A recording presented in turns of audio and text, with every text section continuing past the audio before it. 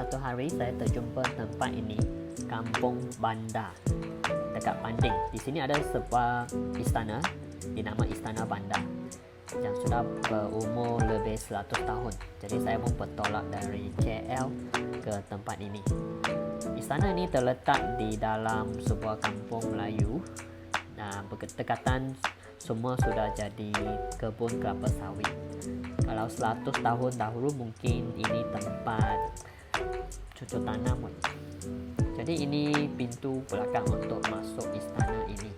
Bagi saya ini lebih kepada sebuah banglo sebab desain dia sangat simple, tapi kalau 100 tahun dahulu mungkin ini sangat mewah lah.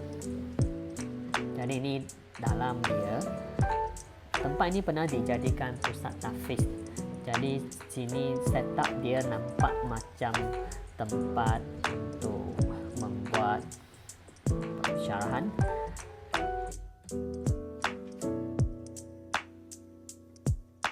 Dan bilik ini saya terjumpa sebuah papan. Ini salah sila untuk Sultan Selangor. Siapa nak tengok lebih detail boleh pause video ni dan rewind balik. Saya cuba cari tentang map atau tour guide untuk bangunan ini, tetapi tidak jumpa. Tak jumpa juga label untuk ruang-ruang yang dalam kawasan ini. Jadi saya hanya boleh explore ikut saya punya sixth sense sahajalah. Jadi ini basement nampaknya macam tempat untuk penyimpanan, tempat store atau tempat berkebun sebab dia dekat dengan tanah kat luar tu.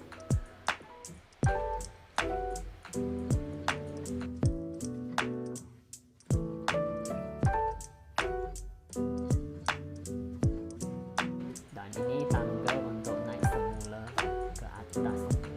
Bangunan ini banyak di banner dan dengan kayu cengkal. Wah, sangat klasik pintu belakang ni. Selain kayu cengkal, patung mama juga digunakan.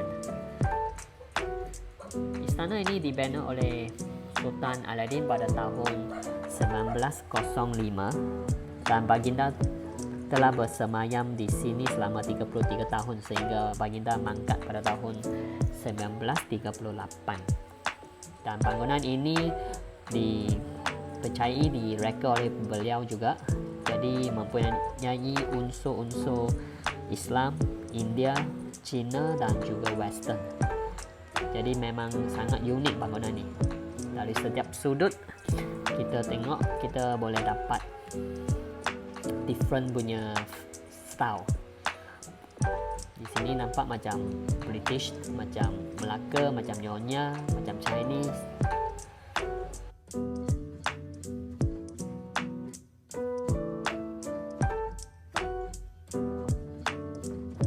Ini pintu depannya sangat luas dan sangat lebar.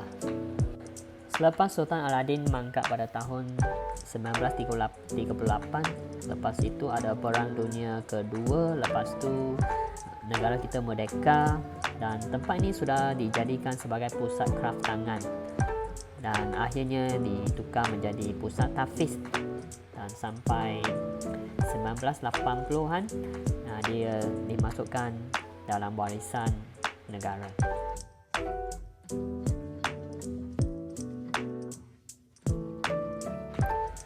Jadi kita jalan semula dari pintu depan ini. Nampak sangat lebar, luas. Pada zaman itu saya rasa mungkin bukan kereta kuda. Dan ini living hall agak luas. Dan satu benda yang special adalah kiri kanannya sangat seimbang. Dia macam clone. Kiri dan kanan adalah sama desainnya. Jadi sangat balance lah. Dan tangga pun ada dua untuk naik ke tingkat atas. Kalau bawah ini living room, atas mesti master bedroom lah. Tangga ni agak tegak lah. Jadi kalau dulu nak naik turun beberapa kali setiap hari mestilah penat. Jadi Di sini ada bilik apa ni ya? Bilik tidur. Sini ada tangga untuk turun semula. Sama untuk kiri dan kanan. Sini masih living room kat sebelah atas pula, ruang tamu yang sangat luas. Dan sini balcony dia. Nah, ini view dia. Kalau ada bunyi burung, kalau 100 tahun dahulu mestilah sangat mewah benda ni, sangatlah grand.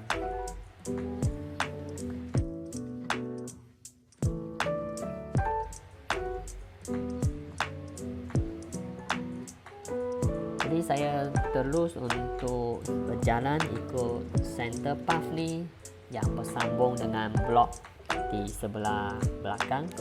Tapi blok ini under maintenance, jadi tak boleh masuk. Tapi view sini sangat cantik. Bangunan ini ada banyak unsur-unsur binaan.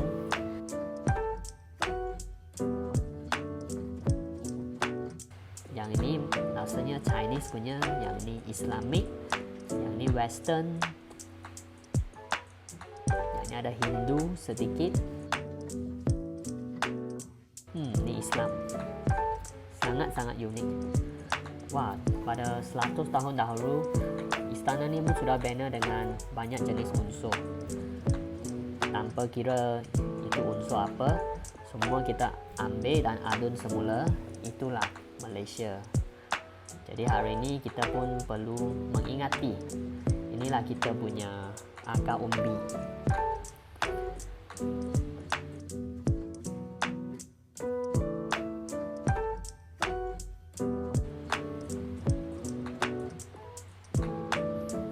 Kena turun semula tangga ni. Letih aku jalan. Dan sini semula kita boleh tengok close up ukiran ini. Tak tahulah siapa yang buat, sebab adalah Chinese, adalah Western. Tapi agak unik lah sebab dia macam hybrid kan.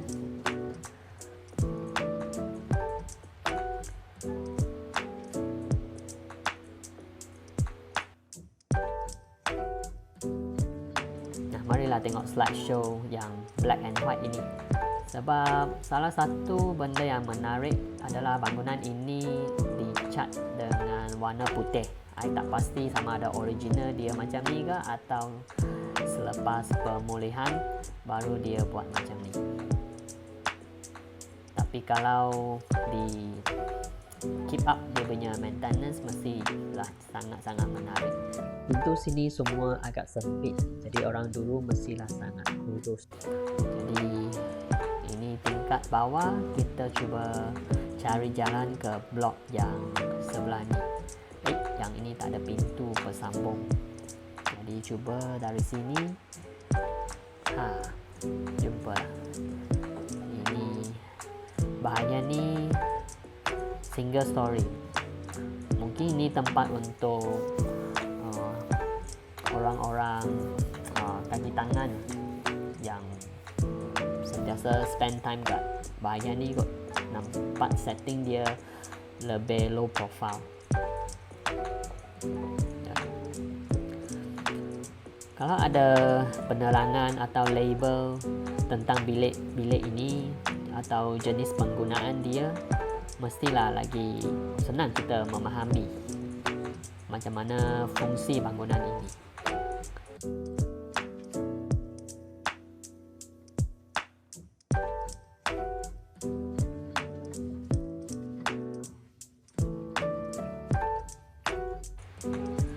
Tapi macam mana pun, saya agak tertarik lah dengan dia punya architecture, dengan dia punya konsep dan persekitaran ini. Jadi tak adalah boring sangat saya nak jalan sini sana. Tapi kadang-kadang rasa seram sedikit jugalah, sebab dia semua benda tu kosong kan. Yang ni ada sky roof.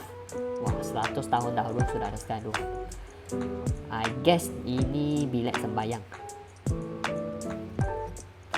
Rasanya lah sebab sini unik sikit dia punya ukiran.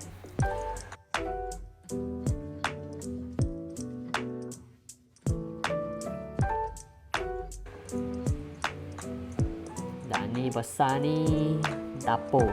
Ya, dapur. Apa masak hari ni? Tempat dapur. Aeration bagus. Luas pula dapur ni. Sini view paling cantik bagi saya. Tengok dia punya sun ray, dia punya shadow. Boleh nampak bangunan ni. Sini ada rumput, kita boleh jalan-jalan. Dan ni bahagian belakang. Mungkin servant semua tinggal di sini. Ada orang ni. Okey, sekali lagi slideshow black and white. Jadilah banyak sikit story kalau kita tengok benda yang tanpa warna ni.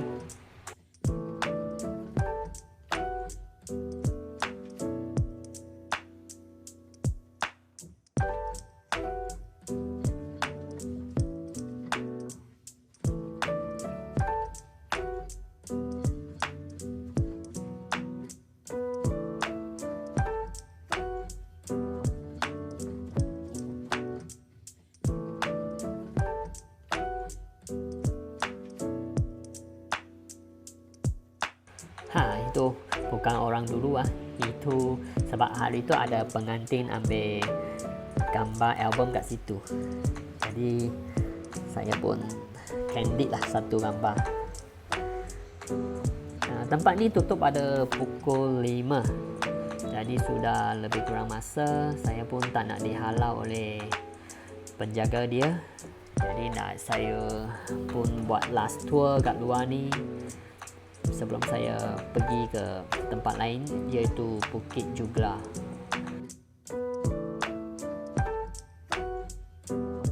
Ni masjid tidak jauh dari Istana Bandar tadi, di depan dia.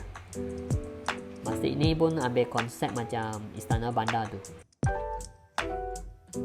Bukit Jugla ni terletak di dekat muara Sungai Lanat, di atas sebuah bukit, jadi sangatlah strategik untuk membuat pertahanan bagi negeri Selangor pada masa itu.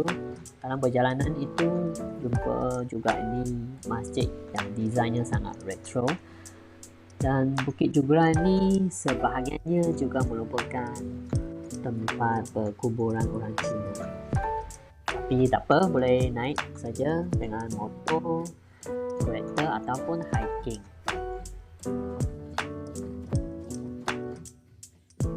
Dan ini pemandangannya dari atas.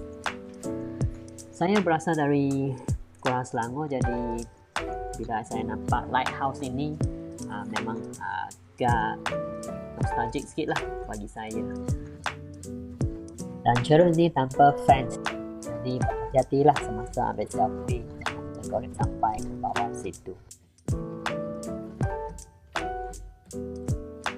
Tapi saya suka macam ni, open air, sebab kita boleh nampaknya sangat natural tanpa terlalu banyak man-made object yang blocking kita punya view.